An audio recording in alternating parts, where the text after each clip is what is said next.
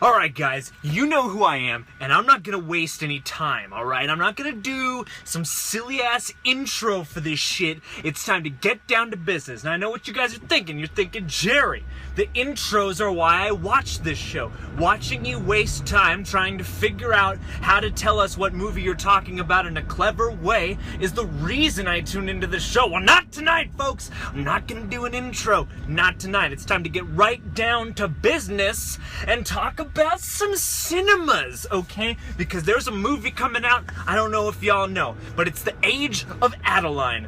That's right, Blake Lively has been alive for 100 years, and shit is getting crazy, alright? Now, I know what you're thinking, Jerry, that's not the movie we want to see this weekend. And you know what? You're right. You're absolutely right. Because I'm just fucking with you, man! You know what movie you're here to talk about? That's right, the one, the only, well, technically, one in a sequence of movies, this is like the 10th one, but you know what I'm trying to say. Avengers, The Age of Ultron!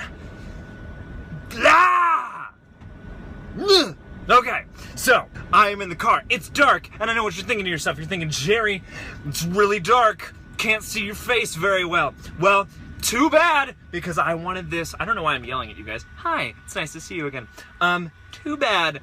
You're gonna have to deal with it, because this is first impressions time, alright? I caught this film at 8 p.m. on Thursday, and I'm gonna talk about it at 11, 15, 13 on Thursday. Here we go. Avengers, The Age of Ultron, the next in the sequence, the end of Phase 2. Fucking more shit. Alright, so, okay, so the Avengers Age of Ultron kicks right back into action, almost as if our heroes had never been apart. They're together, they're working to recover Loki's scepter, so that they can send it back to Asgard and have everything be peachy and stuff like that.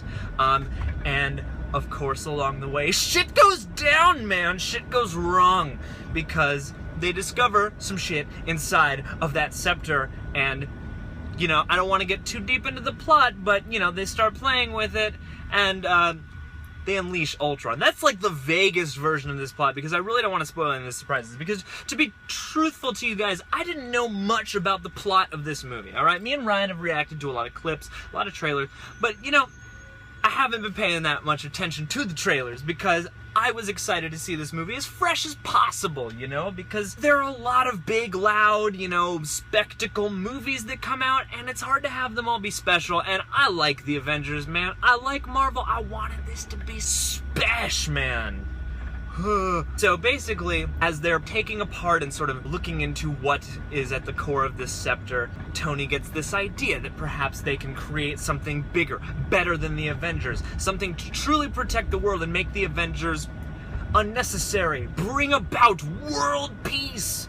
And along the way, something goes wrong, man. Something goes down. And here we have Ultron, the new super villain of the Avengers universe. And let's start there, because you know what? Marvel movies, if there's one complaint some folks have had about Marvel's films lately, it's that they've had some trouble with villains, you know? And with any superhero franchise, the villain is what's always gonna change, you know? That's gonna be a lot of the meat and a lot of the interesting stuff and what presents a lot of the challenges once we've had the obligatory origin story gotten out of the way. And how's the villain in this movie? His name's in the fucking title, man! How's Ultron? And Ultron is pretty awesome from where I'm sitting right now. Ooh, it's dark. Ultron, voiced by James Spader, from very many movies and television shows. He's on Blacklist right now. James Spader, great actor. He brings a lot of personality with his voice to Ultron. And Ultron, thank goodness, is really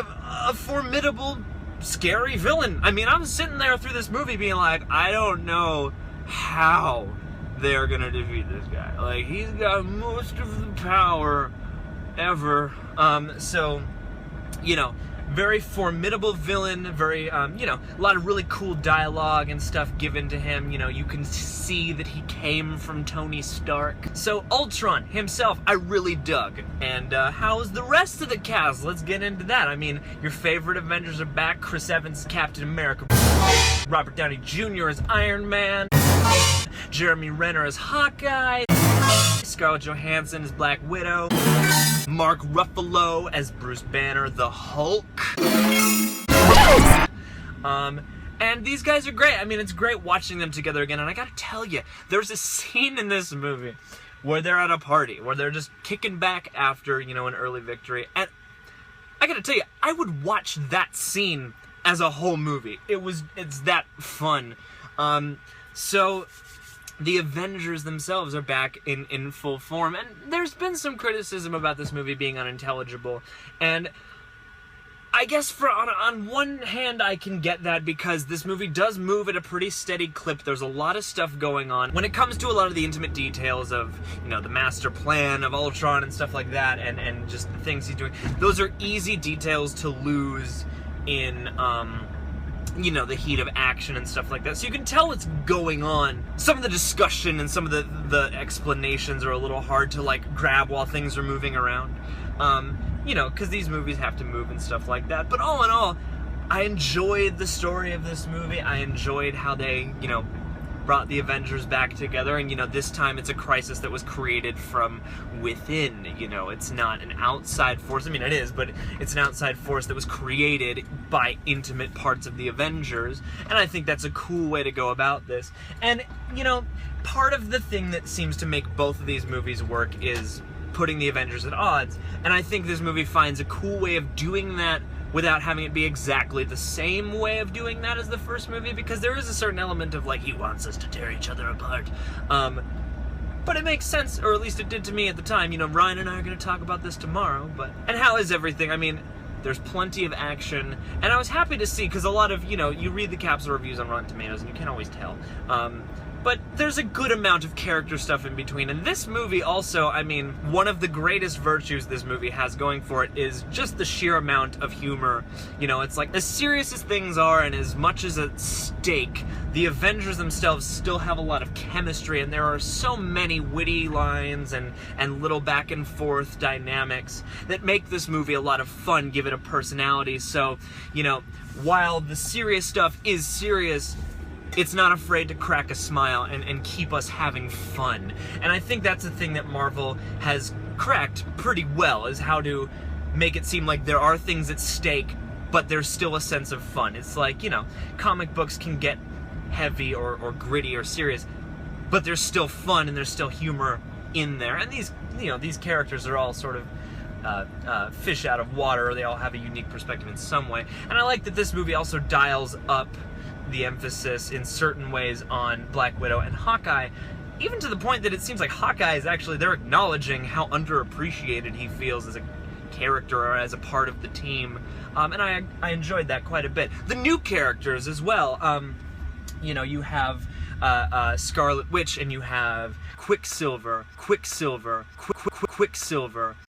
and they're a cool addition to this plot, and they have different powers, which is nice. And I mean, I really liked both of them in this. I mean, you know, they're this brother and sister kind of in a shitty situation, and they've been experimented on and stuff like that, but, you know, their powers are cool, and thank goodness, this is a technical thing, thank goodness, because X-Men Days of Future Past was able to pull this off, and so was the Avengers Age of Ultron, and I'm just happy about that. It's hard to make someone running really, really fast look cool, and they made it look cool, so good on you for that. So yeah, I really enjoyed Aaron Johnson and Elizabeth Olsen. I mean, they don't have giant things to do in this movie, but it's a big ensemble, you know, that's part of the point. And, you know, I think because there are more characters, you know, certain things do get a little bit lost. You do sometimes wonder where certain characters went or whatever. It's not quite as tight, maybe a balancing act just on first impression as the first movie was, but it does balance the Avengers. It gives each member, you know, a reason for being there, and it's a lot of fun. There's a lot of cool action. There are a lot of, like, neat little side characters, and they include some of the characters from the other standalone movies as well. You know, certain people pop up that I wasn't expecting, so I don't want to ruin those surprises. You'll hear all about it in the spoiler review tomorrow, but keep your eyes out, because there are some fun little appearances by people. And then you also, you know, you have Sam Jackson as Nick Fury here and there. Not as much as I was expecting, which is actually kind of cool. You know, the Avengers are now their own standalone thing. So this movie, you know, On first impression, I had a blast, man. I did lose myself, and I tried as best as possible not to go into this with heavy expectations, because that's the big thing this movie is facing. The first one just had to stick the landing and do it right. This one has to live up to how well the first one does it, and I'm sure we'll get into more comparisons tomorrow, but, you know, that is a hefty job for Joss Whedon and all the people who worked on this to pull off and pull together. You know, there's so many wheels turning in the Marvel Universe right now. There are so many plans and phases and different things that I'm sure none of us even know about. And I gotta imagine making an Avengers movie is a very difficult juggling act. And I think they did a fine job. I had so much fun with this. And, you know, in the first 15 minutes, 10 minutes or so, you know, I was wondering if I would, because, you know, it kind of gets off to a bumpy start for me. You know, I was having a little trouble getting invested. Same kind of happened to me with the first film. But, you know, once it gets to that party scene, man, I was having a blast. I was having a lot of fun. I was laughing a lot. I was clapping. You know, it was fun to see with a bunch of people. You know, I had a really good time. And, you know, there's some great additions to this. Paul Bettany, man, I love Paul Bettany in this, with his increased presence. So, I'm babbling. This is first impressions, but you gotta know, man, you gotta know. The effects are great, you know, they're always, they have Disney money, Marvel money, ILM, Industrial Light and Magic money. You know, they've got all of the toys and they use them pretty well, to say. So, yeah, you know, I had a blast. I felt like a kid, you know, at a certain point during this movie. So I really enjoyed it. And I like that this movie goes to different places.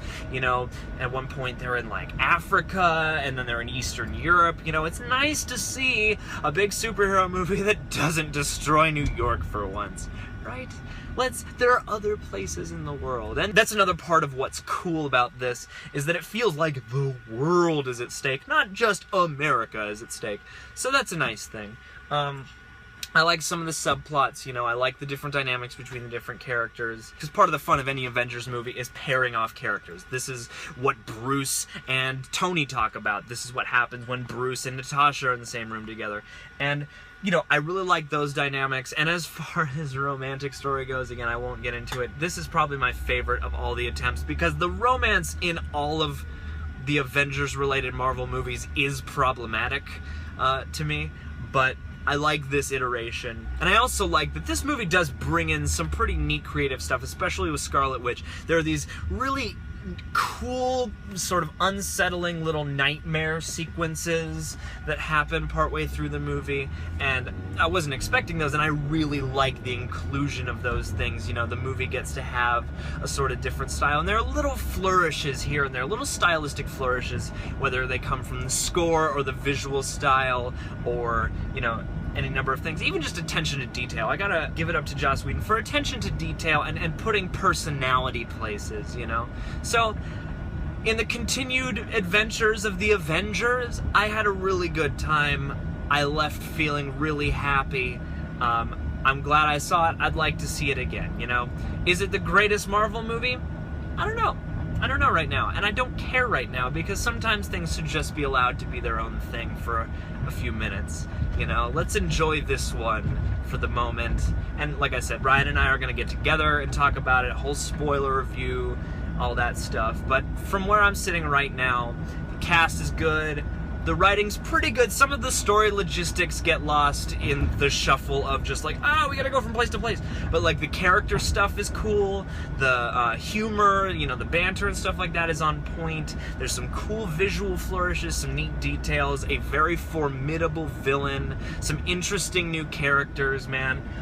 I really enjoyed this movie. There's a lot more, arguably, that they had to accomplish, and I think they accomplish it admirably. I had a really good time. I think you will too. I mean, I'm not a comic book expert, but I've seen all the movies, but, you know, I had a great time, and I hope you do too. So that's where I'm at right now.